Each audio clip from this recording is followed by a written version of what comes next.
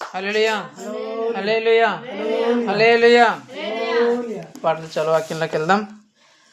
సరే, మత్తయి సువార్త 18వ అధ్యాయం ధ్యానిస్తున్నాం. 18వ అధ్యాయం అయిపోయింది. తర్వాత 19వ అధ్యాయానికి వెళ్ళాలా, కానీ 19వ అధ్యాయాన్ని ప్రస్తుతానికి ఆపినాం. ఎందుకు? ఇది క్రిస్మస్ సీజన్ కాబట్టి ఇకపై జరిగే కుటుంబ ప్రార్థనలో క్రిస్మస్ సంబంధించిన వర్తమానాలే, సందేశాలు వినాలనే ఉద్దేశంతో మనము ఆ 19వ అధ్యాయాన్ని ప్రస్తుతానికి స్టాప్ చేసినాం. సో ఇప్పుడు జరిగే కుటుంబ ప్రార్థనలు అన్నింటిలో క్రిస్మస్ సందేశాలు మాత్రమే ఉంటాయని మీకు అందరికి ముందుగానే తెలియజేసినాము. అదే చివరిసారిగా మనం మత్తయి సువార్తలో దేవుడు మనందరితో మాట్లాడిన అంశం ఏమైనా గుర్తుందా? సరే, చివరిసారిగా దేవుడు మత్తయి సువార్త ద్వారా మనందరితో మాట్లాడిన అంశం ఏంటంటే, దేవుడు మనకేం చేస్తాడు, ఎలా చేస్తాడు అనే అంశం గురించి దేవుడు మాట్లాడినాడు. ఇతరులకు మీరు ఏదైతే చేస్తారో దేవుడు మీకు కూడా ఆ విధంగానే చేస్తాడు అని చెప్తూ 3 సందర్భాల గురించి చెప్పాడు. 3 సందర్భాల్లో ఇతరులకు మనం ఏవైతే చేస్తామో, ఇతరుల విషయంలో మనం ఏం చేస్తామో అది మనకు చేస్తామని చెప్పేసి 3 సందర్భాలు చెప్పి ఉన్నాడు. ఒకవేళ మీరు ఆ వాక్యం ఒకవేళ మర్చిపోయింటే యూట్యూబ్ ఛానల్లో ఉంటుంది కాబట్టి చూడండి, వినండి, ఆశీర్వదించుకోండి. హల్లెలూయా. సరే, క్రిస్మస్ సందేశాల్లో మొట్టమొదటి సందేశము చూద్దాం. మత్తయి సువార్త 1వ అధ్యాయం 20-21. అతడు ఈ సంగతుల గురించి ఆలోచించుకొనుచుండగా, ఇదిగో ప్రభు దూత స్వప్నమందు అతనికి ప్రత్యక్షమై, దావీదు కుమారుడైన యోసేపు, నీ భార్యను మరియను చేర్చుకొనుటకు భయపడకుము. ఆమె గర్భము ధరించినది పరిశుద్ధాత్మ వలన కలిగినది. ఆమె యొక్క కుమారుని కనును, తన ప్రజల నుంచి వారి పాపం నుండి ఆయనే రక్షించును గనుక ఆయనకు యేసు అని పేరు పెట్టుకునేది. ఇక్కడ యేసు ప్రభు వారి జననం గురించి ముందుగానే ప్రవక్తలు ఏమైతే చెప్తున్నారో దాని గురించి రాయబడింది. అక్కడ చెప్పబడుతూ ఒక దేవదూత వచ్చి చెప్తుందన్నమాట, కుమారుని నువ్వు కంటావు, మరియమ్మ భయపడద్దు, కుమారుని నువ్వు కంటావు, ఆ కుమారునికి నువ్వు యేసు అని పేరు పెడతావు అని అక్కడ దేవదూత వచ్చి మరియమ్మకు చెప్తుంది. సో యేసు ప్రభు వారు పుట్టారు, ఆ మరియ గర్భంలో పుట్టారు కుమారుడుగా, ఆయనకి యేసు అని పేరు పెట్టారు. సో ఈరోజు వాక్యం యొక్క అంశం ఏంటంటే, క్రిస్మస్ సందర్భంగా యేసుక్రీస్తు ఎందుకు ఈ లోకానికి వచ్చారు? దేవుడే పరలోకాన్ని విడిచిపెట్టి ఈ భూలోకానికి ఎందుకు వచ్చారు? ఆయనకు రావడానికి అలా అవసరం ఏముంది? ఏ కారణం చేత ఆయన ఈ భూమి మీదకు వచ్చాడు? మనం క్రిస్మస్ ఎందుకు జరుపుకుంటున్నాం? ఆయన ఈ భూమి మీదకి వచ్చినందుకే క్రిస్మస్ జరుపుకుంటున్నాం. ఆయన ఈ భూమి మీద పుట్టాడని, డిసెంబర్ 20వ తేదీ ఆయన పుట్టాడనే ఉద్దేశంతో మనము క్రిస్మస్ జరుపుకుంటున్నాం. అసలు యేసు ప్రభు వారు ఎందుకు ఈ భూమిలో పుట్టారు, ఈ భూమి మీదకి ఎందుకు వచ్చారు? ఆయన దేవుడుగా ఉండి పరలోకంలో 1000 కోట్ల దేవదూతల చేత స్తుతించి ఆరాధించి మహింపరిచే దేవుడు ఆ సమస్త వైభవాన్ని విడిచిపెట్టి, ఆ గాన ప్రతిగానాలను, ఆ స్తుతి ఆరాధన విడిచిపెట్టి, తనకున్న గొప్ప దేవుడు అనే భాగ్యాన్ని కూడా పక్కన పెట్టేసి ఈ భూమి మీదకి రావాల్సిన అవసరం ఏముంది అని మనం మొట్టమొదటిగా తెలుసుకోవాలి. అప్పుడే క్రిస్మస్ యొక్క అర్థం మనకు తెలుస్తుంది అనమాట. అసలు యేసు ప్రభు వారు ఈ భూమి మీదకి రావడానికి గల కారణాలు బైబిల్లో చాలా ఉన్నాయి. ఎందుకు ఆయన వచ్చినాడు అని చెప్పేసి, యేసు ప్రభు ఈ భూమి మీదకి ఎందుకు వచ్చారు అని చాలా కారణాలు ఉన్నాయి. అయితే యేసు ప్రభు వారే స్వయంగా చెప్పిన కారణాలు ఒక 4 నేను చూపిస్తాను. చాలా ఉన్నాయి, మనకు తక్కువ టైం ఉంది కాబట్టి. యేసు ప్రభు వారు ఈ భూమి మీదకి రావాల్సిన అవసరం ఏముంది? దేవుడే యేసుగా ఈ భూమిలో పుట్టడానికి గల కారణాలు 4 ఉన్నాయి. 4 కారణాలు నేను చెప్పాలనుకుంటున్నాను. దేవుడు ఈరోజు నా ద్వారా 4 కారణాలు చెప్పాలనుకుంటున్నాడు. ఆ 4 కారణాలు ఏందో విందాం. అసలు ఈరోజు యొక్క వాక్యాంశమే యేసు ప్రభు వారు ఈ భూమి మీదకి రావడానికి గల కారణాలు ఏంటి? హల్లెలూయా. అందులో మొట్టమొదటి కారణం, యేసు ప్రభు వారు ఈ భూమి మీదకి రావడానికి గల మొట్టమొదటి కారణం ఏంటంటే, లూకా సువార్త 19వ అధ్యాయం 10వ వచనం. యేసు ప్రభు వారు పరలోకాన్ని విడిచిపెట్టి ఈ భూమి మీదకి రావడానికి గల కారణాలు 4 కారణాలు. మొట్టమొదటి కారణం ఏంటంటే, అక్కడ ఏముందంటే లూకా సువార్త 19వ అధ్యాయం 10వ వచనం ఏముంటుందంటే, నశించిన దానిని వెదకి రక్షించుటకు మనుష్య కుమారుడు వచ్చెను. ఏమని రాయబడింది? నశించిన దానిని వెదకి రక్షించుటకు మనుష్య కుమారుడుగా యేసు ప్రభు ఈ భూమి మీదకి వచ్చాడు. హల్లెలూయా. సో యేసు ప్రభు వారు ఈ భూమి మీదకి రావడానికి గల మొట్టమొదటి కారణం ఏంటంటే నశించిపోయిన దాన్ని వెదకిటకు. దాన్ని నశించిపోయిన దాన్ని వెదకటకు. నశించిపోవడం అంటే ఏంటి? మనం బాధల్లో కష్టాల్లో నశించిపోవడం అంటే అది కాదు. ఎవరైతే నశించిపోతున్నారో, నాశనంలోకి పడిపోతున్నారో, నరకంలోనికి పడిపోతున్నారో వారిని వెదకి రక్షించటకు యేసుప్రభు వారు ఈ భూమి మీదకి వచ్చారు.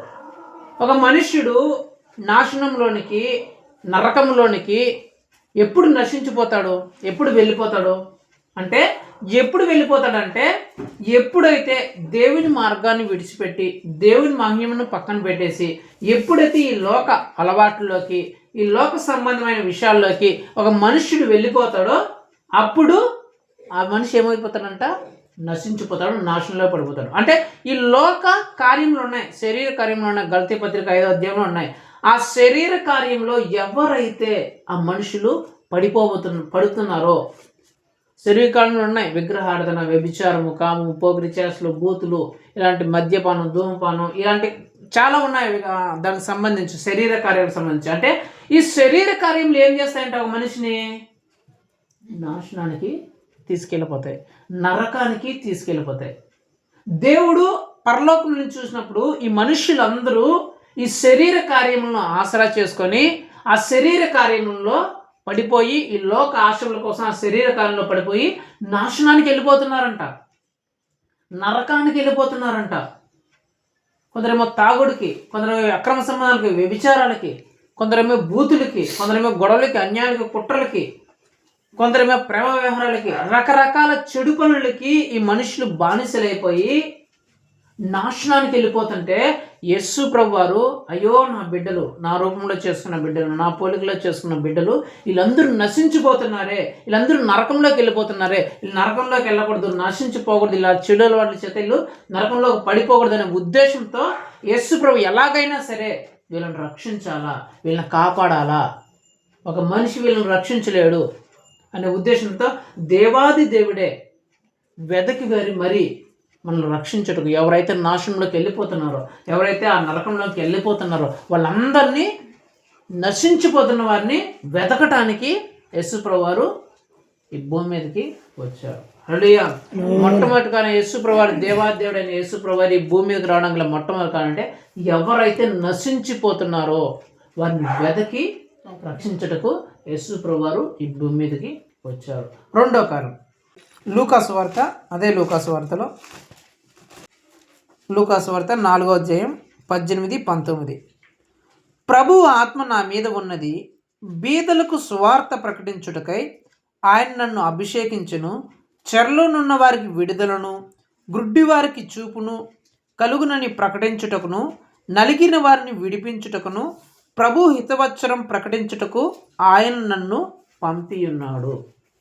యేసు ప్రభు వారు ఈ భూమి మీదకి రావడానికి గల రెండవ కారణం ఏంటంటే, మొదటి కారణం ఏం చెప్పినా,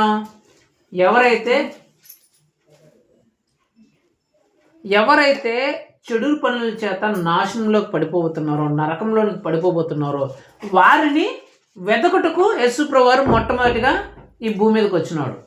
వచ్చిన ఆయన వాళ్ళని ఎలాగ రక్షించాలా, ఎలా ఇది నాశనము, ఇది తప్పు, ఇది చెడు మార్గము అని ఎలా చెప్పాలా? ఆ చెప్పడాన్ని ఏమంటారు? సువార్త ప్రకటించారు అంట. అక్కడ రాయబడిన మాట, ఎందుకు యేసు ప్రభు వారు ఈ భూమి మీదకు వచ్చిందంటే అక్కడ రాయబడిన మాట, బీదలకు సువార్త ప్రకటించుటకై ఆయన నన్ను అభిషేకించును, చెరలోనున్న వారికి విడుదలను, గుడ్డి వారికి చూపును కలుగునని ప్రకటించుటకు, నలిగిరిన వారిని విడిపించుటకు, ప్రభు హితవత్సరం ప్రకటించుటకు ఆయన నన్ను పంపినాడు. యేసు ప్రభు వారు ఈ భూమి మీదకి రావడానికి గల రెండో కారణం ఏంటంటే సువార్తను ప్రకటించాలి. ఆ నాశనంలో నుంచి ఎవరైతే నాశనంలో పడిపోయినారో ఆ ప్రజలందరికీ సువార్తను ప్రకటించడం. ఏ సువార్త అది?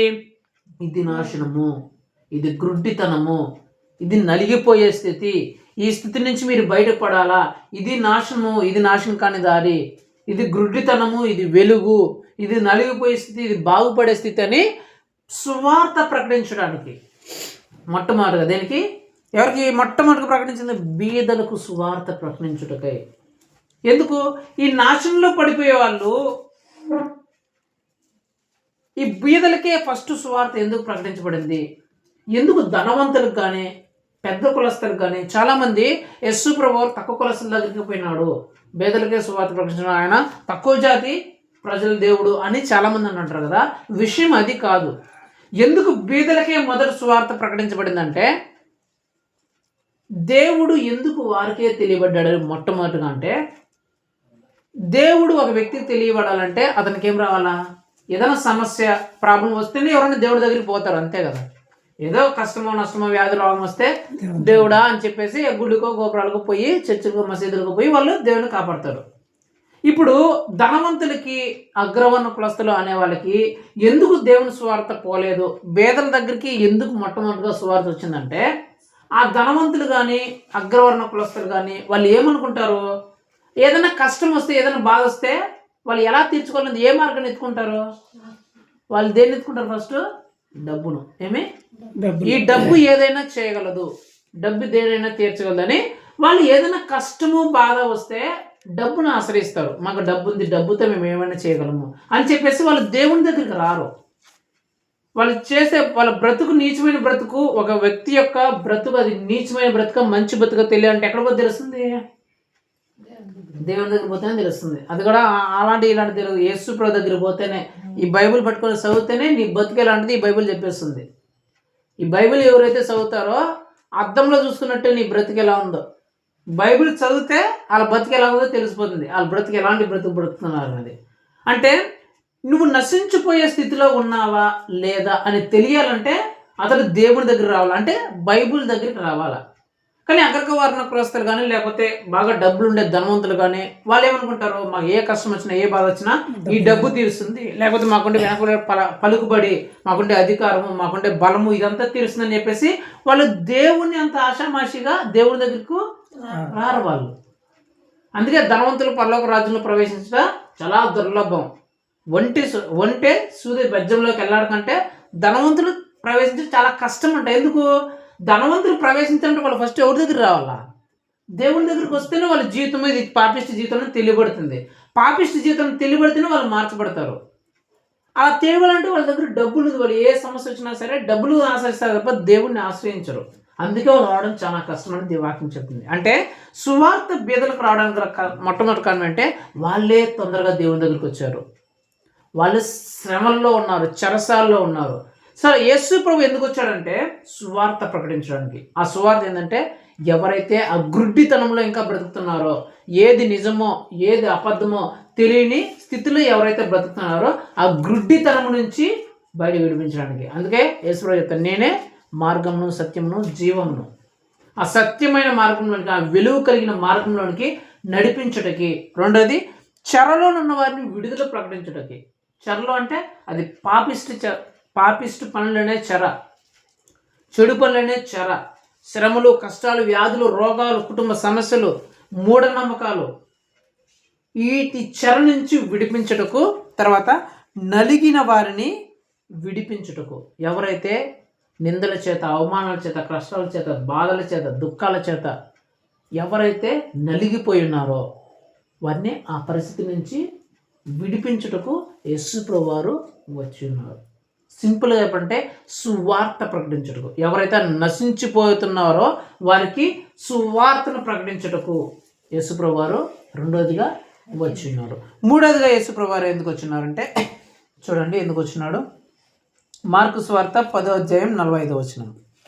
మనుష్య కుమారుడు పరిచర్యం చేయించుకొనుటకు రాలేదు కానీ పరిచర్యం చేయుటకును అనేకులకు ప్రతిగా విమోచన క్రయధనముగా తన ప్రాణమును ఇచ్చుటకు వచ్చెను.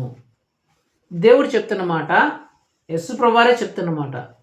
మనుష్య కుమారుడు అంటే నేను, దేవాది దేవుడైన నేను ఈ భూలోకానికి వచ్చిన కారణం ఏంటంటే నా ప్రాణాన్ని క్రయధనముగా పెట్టి మిమ్మల్ని విడిపించుటకు. మొట్టమొదటిగా నశించిన దాని కోసం వచ్చాడు యేసు ప్రభు. నశించిన దాన్ని వెతికినాడు. ఆ వెతికిన వాళ్ళకి ఏం చెప్పాడు? సువార్తను ప్రకటించాడు. ఇది మంచి, ఇది చెడు, ఇది పరిశుద్ధ జీవితం, ఇది పాపిష్టి జీవితం అని సువార్త ప్రకటించాడు నశించిన వాళ్ళకి. కానీ వాళ్ళు ఎక్కడున్నారు? చెరలో ఉన్నారు. ఎక్కడ? చెర అంటే జైల్లో ఉన్నారు. ఊరికి పంపించేస్తారా? ఏం చేయాలా? బెయిల్ తీసుకుంటేనే నువ్వు జైల్లో నుంచి వస్తావు. బెయిల్ అంత సమయానికి వస్తుందా? నువ్వు వెల చెల్లించాలా. వెల చెల్లిస్తేనే నీకు బెయిల్ వస్తుంది. ఆయన వెల చెల్లించంట. బెయిల్ ఆయన తీసుకున్నాడంట.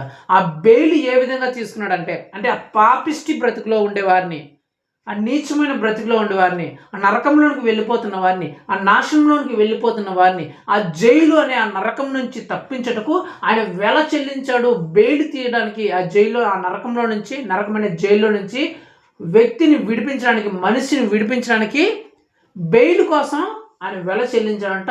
ఆ వెలే తన ప్రాణం. ఏంటి? బెయిల్ అనే వెలను చెల్లించడానికి తన ప్రాణాన్నే క్రయధనముగా ఆయన చెల్లించడానికి ఈ భూమి మీదకి వచ్చాడంట. అదే రాయబడిన మాట. నేను నా ప్రాణాన్ని క్రయధనముగా చెల్లించుటకు ఈ భూమి మీదకి నేను వచ్చాను. అక్కడ చూడండి ఎంత చక్కగా రాయబడిందో. మనుష్య కుమారుడు పరిచారం చేయించుకుంటూ రాలేదు, కానీ పరిచారము చేయుటకును అనేకులకు ప్రతిగా విమోచన క్రయధనముగా తన ప్రాణమును అర్పించుటకే వచ్చినాడు. తన ప్రాణాన్ని క్రయధనముగా అర్పించి ఆ నశించిపోతున్న ఆ వ్యక్తికి సువార్త ప్రకటించబడి ఆ నశించిపోతున్న ఆ వ్యక్తిని ఆ నాశనము, నరకం అనే ఆ జైల్లో నుంచి విడిపించడానికే తన ప్రాణం పెట్టి, తన ప్రాణాన్ని పెట్టడానికి ఈ భూమి మీదకి యేసుప్రభువు వారు వచ్చినాడు. చిట్ట చివరిగా నాలుగోదిగా, మొట్టమొదటిగా నశించిపోయిన వారిని వెతికిన వారికి సువార్తను ప్రకటించిన వారికి జైలు అనే ఆ నరకం అనే జైల్లో నుంచి విడిపించుటకు తన ప్రాణం అనే క్రయధనాన్ని పెట్టి విడిపించి చిట్ట చివరిగా యోహాను సువార్త 3:16 చూడండి. దేవుడు లోకమును ఎంతో ప్రేమించును కాక ఆయన తన అద్వితీయ కుమారునిగా పుట్టిన వాని యందు విశ్వాసముంచు ప్రతివాడును నశింపక నిత్య జీవం పొందునట్లు ఆయనను అనుగ్రహించెను. చెప్తున్నమాట. ఏదైతే మనిషి ఎవరుంటే ఆయన యందు విశ్వాసముంచు ప్రతివాడు నశింపక నిత్య జీవము పొందునట్లు ఆయన అనుగ్రహింపబడ్డాడంట. అంటే ఆయన రావడానికి గల చివరి కారణం ఏంటంటే నశించిపోతున్న ఆ మనిషికి నిత్య జీవాన్ని ఇవ్వడానికి. నాశనం అంటే ఇంకా దాన్ని ఇంకా ఉండదని, నశించిపోయిందంటే ఇంక ఉండదని. అలా ఎవరైతే ఇంకా నశించిపోతున్నా వారికి నిత్య జీవం అంటే ఎప్పటికీ ఉంటారని. అంటే నశించిపోయే ఆ మనిషికి నిత్య జీవాన్ని ఇవ్వడానికి యేసుప్రభువు వారు ఈ భూమి మీదకి వచ్చినారు. ఎవరైతే ఆ నరకంలో పడిపోతున్నారో ఆ నరకంలో పడిపోబోయే ఆ వ్యక్తికి ఆ నరకం నుంచి తప్పించి నిత్య జీవం ఎక్కడ ఉంటుంది? ఎక్కడ? పరలోకంలో. ఎక్కడ అంటే ఈ నరకంలో పడిపోబోతున్న ఆ వ్యక్తికి పరలోకంలోనికి తీసుకెళ్ళడానికి ఆయన వచ్చినాడు. పరలోకంలో ఆయన స్థానంలో ఆయన దగ్గర కూర్చోబెట్టడానికి కోల్పోయిన మహిమను ఆదికాండంలో 3వ అధ్యాయంలో ఆదాము హవ్వ సర్పం ద్వారా, సాతాను ద్వారా మోసపోయి కోల్పోయిన దేవుని మహిమను మరలా పొందుకొని ఆ పరలోక రాజ్యంలో చేర్చడానికే నిత్యము ఆయనతో సజీవముగా నిత్య జీవం కలిగి ఆయన్ని స్తుతించి ఆరాధించి మహింపరచడానికి ఆయన ఈ భూమి మీదకి వచ్చినాడు. 4 కారణాలు చెప్పారు. యేసుప్రభువు వారు ఈ భూమి మీదకి ఎందుకు వచ్చినాడో 4 కారణాలు చెప్పారు. మొట్టమొదటిది నశించిపోతున్న వారిని వెదకి, రెండోది వారికి సువార్తను ప్రకటించి మూడోది వారికి నరకమనే జైలు నుంచి విడిపించడానికి ప్రాణమనే ధనాన్ని పెట్టి విడిపించి నిత్య జీవం అంటే పరలోకానికి తీసుకెళ్ళడానికే ఆయన ఈ భూమి మీదకి వచ్చాడు. నేను ఎప్పుడు మీకు ఒక మాట చెప్తుంటా, ఈ బైబిల్ అంతా ఒక ఉద్దేశం, ఒకటే ఒక ఉద్దేశం. ఈ బైబిల్ మొత్తం ఒకటే ఒక ఉద్దేశం. ఏంటి? కోల్పోయిన దేవుని మహిమను మరలా నువ్వు పొందుకొని ఆ పరలోక రాజ్యంలోకి రావడమే ఈ బైబిల్ మొత్తం ఆది కాలం నుంచి ప్రకటన కాలం వరకు ఈ బైబిల్ మొత్తం ఏం చెప్పినా, ఎలా చెప్పినా, ఎంతమంది చెప్పినా ఒకటే ఒక ఉద్దేశం ఏంటంటే, మనిషి ఆ రోజు ఆది కాలంలో ఆ ఎదోన తోటలో కోల్పోయిన దేవుని మహిమను మరలా పొందుకొని ఆ దేవుని దగ్గరికి రావడమే ఈ బైబిల్ యొక్క ముఖ్య ఉద్దేశం. సో యేసు ప్రభువారు ఈ భూమి మీద రావడానికి గల కారణం ఏంటంటే, ఆ ఆది కాలంలో కోల్పోయిన, ఆ ఎదోను తోటలో కోల్పోయిన ఆ దేవుని మహిమను, దేవుని రూపాన్ని కోల్పోయి నశించిపోతున్న ఈ మనిషిని వెదకి సువార్తను ప్రకటించి, అంటే ఆ పరిశుద్ధ పరలోక మార్గాన్ని, రాజ్యాన్ని ప్రకటించి, ఆ మార్గాన్ని ప్రకటించి, ఆ చెరలో ఉన్న ఆ వ్యక్తులని తన ప్రాణం అనే ధనాన్ని పెట్టి బెయిలిప్పించి వారిని మరలా పరలోక రాజ్యానికి, ఆయన సన్నిధికి తీసుకెళ్ళడానికి, ఆయన మహిమలోనికి తీసుకెళ్ళడానికే యేసు ప్రభు వారు వచ్చి ఉన్నారు. మరి ఆ మనిషి ఎవరో?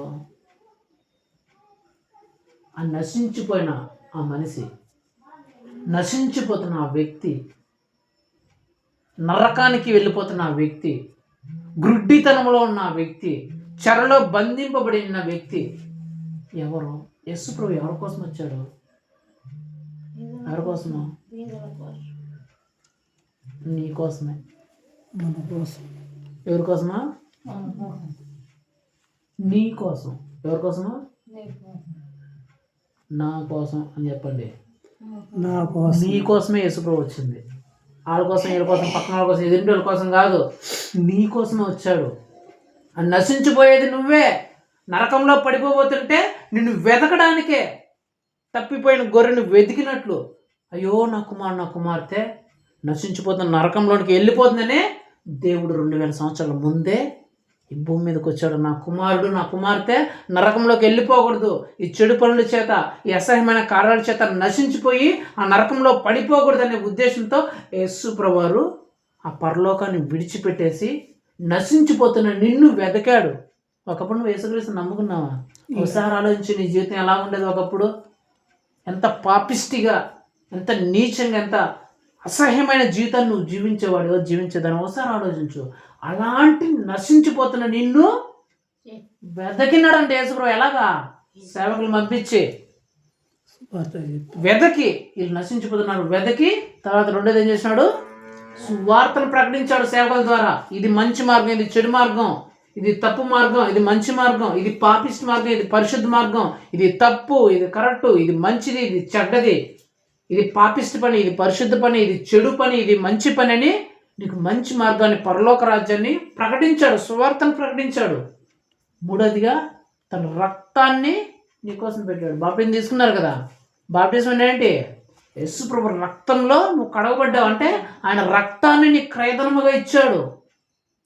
నలుగురు ఇచ్చి నిన్ను పరలోక రాజ్యానికి అర్హులిగా నిన్ను మార్చాడు. కోల్పోయిన మహిమను నీకు ఇచ్చి పరలోకానికి తీసుకురాబోతున్నాడు రాబోతున్న మళ్ళీ రెండో రాకల్లో. సో యేసు ప్రభు వచ్చిన వాళ్ళ కోసం, వీళ్ళ కోసం, అది నీ కోసమే. ఈ క్రిస్మస్ వాళ్ళ కోసం, వీళ్ళ కోసం, అది నీ కోసమే. దేవుడు వచ్చిన ఉద్దేశము అది. యేసు ప్రభు వారు ఎందుకు వచ్చారంటే, నశించిపోతున్నారు వెదకి, సువార్తను ప్రకటించి, తన రక్తంలో కడిగి, తన ప్రాణాన్ని పెట్టి నిన్ను మరలా తన స్థానానికి తీసుకెళ్ళడానికే, పరలోక రాజ్యంలోనికి తీసుకెళ్ళి తనతో పాటు తన ఎదుట నిన్ను కూర్చోబెట్టుకోవడానికే. నువ్వు ఏదైతే కోల్పోయినావో దేవుని మహిమ, ఆ కోల్పోయిన దేవుని మహిమ మరలా నీకు ఇచ్చి ఆయన దగ్గర, ఆయన కుమారుడుగా, కుమార్తెడుగా నిన్ను ఆ సింహాసనం దగ్గర కూర్చోబెట్టడానికే దేవుడు ఈ భూమి మీదకి వచ్చి ఉన్నాడు. అంత మంచి దేవుడు. నీకోసం కనీసం నీ పక్కింట్లో కూడా రారు. ఒక సర్పంచ్ నీ కోసం రాడు, ఒక ఎమ్మెల్యే రాడు నీ కోసం, ఒక ఎంపీ రాడు, ఒక సీఎం రాడు, ఒక పిఎం రాడు, ఒక ఆఫీసర్ రాడు, బాగా చదువుకున్న వ్యక్తి రాడు నీ కోసం. కానీ దేవాది దేవుడు యేసు ప్రభు వారు, అంత మహిమ గల దేవుడు, ఒక మాటతో ఏమైనా చేయగల సర్వశక్తి గల దేవుడు, సమస్తాన్ని విడిచిపెట్టి నీ కోసం వచ్చేసినాడు. అంత గొప్ప దేవుడు నువ్వు కలిగి ఉన్నావు. హల్లెలూయా. మంచి దేవుడు నీ కోసం ఉన్నాడు, నీకోసం ప్రాణం పెట్టిన దేవుడు, నీకోసం సమస్తాన్ని విడిచిపెట్టి ఈ భూమి మీదకి మనిషి రూపంలో వచ్చిన దేవుడు,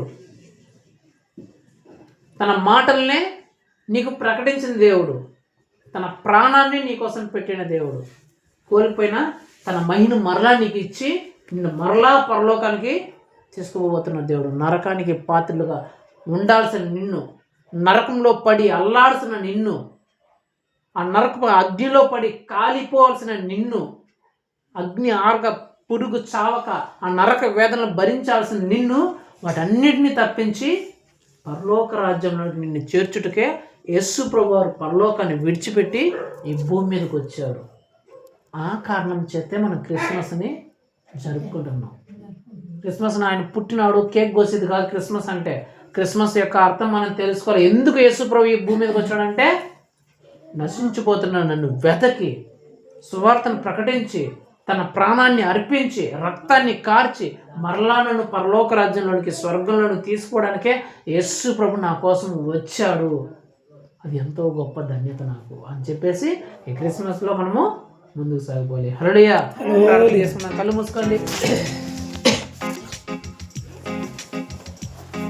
మహోన్నతుడా, సర్వోన్నతుడా, సర్వశక్తి గల దేవా, యేసయ్యా, నీ బలమైన శ్రేష్టమైన పరిశుద్ధమైన నామం బట్టి మీకు స్తోత్రం చెల్లిస్తున్నాం ప్రభా. ఇదిగో తండ్రి, ఈ రాత్రికాల సమయంలో ప్రభా మీరు ప్రభా నా ద్వారా మా అందరితో మాట్లాడిన ప్రతి ఒక్క మాటను బట్టి మీకు స్తోత్రం చెల్లిస్తున్నాం ప్రభా. అసలు ఈ క్రిస్మస్ ఎందుకు?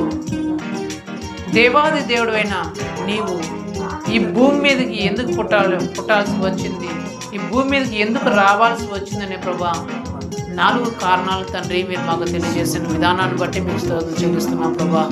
అవును తండ్రి, నశించిపోతున్న మమ్మల్ని తండ్రి వెతకటకునైనా మీరు వచ్చిన్నారు తండ్రి. మాకు సువార్త ప్రకటించటకు మీరు వచ్చిన్నారు ప్రభా. మాకు క్రయధనముగా ప్రభా మీరు రక్తాన్ని ఉంచి ప్రభా మమ్మల్ని విడిపించటకు వచ్చిన్నారు తండ్రి. మాకు నిత్య జీవాన్ని ఇచ్చుటకు మీరు వచ్చిన్నారు ప్రభా. అవును తండ్రి, పాపముల చేత, చెడు పనుల చేతనైనా, అసహ్యమైన పనుల చేత ప్రభా మేము నశించిపోతుండగా ప్రభా మమ్మల్ని చూసిన ఆయన మమ్మల్ని రక్షించుటకై మీరు వచ్చిన్నారు ప్రభా. ఆ చెడు పనుల్లో, ఆ పాపిష్టి బ్రతుకులో ఉన్న మమ్మల్ని ప్రభా ఏది మంచి మార్గం, ఏది చెడు మార్గం అని ప్రభా మీ స్వార్థ ద్వారా తండ్రి ప్రభా మాకు మంచి మార్గాన్ని బోధించుకున్నారు తండ్రి. నరకం అనే చెరలో ఉన్న మమ్మల్ని ప్రభా విడిపించుటకు తండ్రి మీ ప్రాణంనే, మీ రక్తమునే ప్రభా క్రయధనముగా చెల్లించి ఉన్నారు తండ్రి. కోల్పోయిన మీ మహిమను ప్రభా మరలా మేము పొందుకొని ప్రభా ఆ పరలోక రాజ్యంలో మీ సన్నిధిలో మేము చేరుటకు తండ్రి, ఆ స్వర్గంలో మీతో పాటు మేము ఉండుటకు నాయన మా కోసం మీరు సమస్తాన్ని విడిచిపెట్టి వచ్చినారు తండ్రి. ఎంత మంచి దేవుడు అయ్యా. నరకానికి పాత్రమైన మమ్మల్ని ప్రభా నరకం నుంచి తప్పించినైనా పరలోకంలోకి చేర్చుటకునైనా పరలోకంలో ఉన్న దేవాది దేవుడు అయిన నీవు తండ్రి సమస్తం విడిచిపెట్టి ప్రభా మా కోసమే ఈ భూమి మీదకి వచ్చావు తండ్రి. నీకు స్తోత్రం చెల్లిస్తున్నాను ప్రభా. ఇదిగో మమ్మల్ని రక్షించుటకే, మాకు రక్షణని ఇచ్చుటకేనైనా మీరు మా కోసమే వచ్చిన దేవా నీకు స్తోత్రం చెల్లిస్తున్నాం తండ్రి. ఆ విషయాన్ని ఎల్లప్పుడూ తండ్రి మా హృదయాల్లో, మా మనసులో నిలుపుకొని యేసు ప్రభువారు మా కోసమే వచ్చున్నారు. నశించిపోతున్న మమ్మల్ని వెతకటి మాకు సువార్తను ప్రకటించి తన రక్తంలో మమ్మల్ని కడిగి రక్తాన్ని పెట్టి ప్రాణమును పెట్టి మరలా మమ్మల్ని నిత్య రాజ్యంలోనికి, పరలోక రాజ్యంలో చేర్చుటకే మా కొరకే యేసు ప్రభు వచ్చాడని ప్రభా ఈ క్రిస్మస్ నెలలో, ఈ క్రిస్మస్ ప్రభా జరుపుకున్నట్టు తండ్రి మీరు కృప చూపించమని బ్రతిమలాడుకొంచు. వచ్చిన ప్రతి ఒక్క బిడ్డని దీవించండి ప్రభా. ఈ క్రిస్మస్ సందేశాన్ని ప్రభా హృదయాలు నిలుపుకొని ప్రభా వారు ముందుకు సాగుకోవడానికి కృప చూపించమని బ్రతిమలాడుకొంచు. కృప చూపిస్తారు నమ్ముతూ ఇస్తూ మా తండ్రి, మా దేవుడు, మా ప్రభువునైనా యేసుక్రీస్తు యొక్క పరిశుద్ధమైన నామములో అడిగి వేడుకొంచున్నాం మా ప్రియపరలోక తండ్రి. ఆమేన్. నా ప్రాణమా యెహోవాను సన్నిధించుము, నా అంతరంగ సమస్తమైన పరిశుద్ధ నామమును సన్నిధించుము. నా ప్రాణమా యెహోవాను సన్నిధించుము, ఆయన చేసిన కార్యాలు దేవుని మరొకము. మన తండ్రి అయిన దేవుని ప్రేమయు, ప్రభువైన యేసుక్రీస్తు యొక్క కృపయు, పరిశుద్ధాత్మ దేవుని అన్యోన్య సహవాసము ఇప్పుడు ఎల్లప్పుడు ఇక్కడ కూడిన ప్రతి ఒక్కరితో పాటు మరి ముఖ్యంగా నశించిపోతున్న నన్ను వెదకి నాకు సువార్త ప్రకటించి తన రక్తంలో నన్ను కడిగి తన ప్రాణంని నా కొరకు క్రయధనంగా అర్పించి నన్ను నిత్య రాజ్యంలోనికి పరలోకంలోకి చేర్చడానికి మహోన్నతుడైన దేవుడు నా కోసమే ఈ భూమి మీదకి వచ్చాడు, ఈ భూమిలో జన్మించాడు. అందుకే నేను క్రిస్మస్ జరుపుకుంటున్నానని తీర్మానించుకున్నాను. తెలుసుకున్న ప్రతి ఒక్క బిడ్డతో సదాకాలం తోడే నడిపించి దీవించి ఆశ్రయించి బలపరిచి స్థిరపరిచి పరలోక రాజ్యంలో చేర్చును గాక.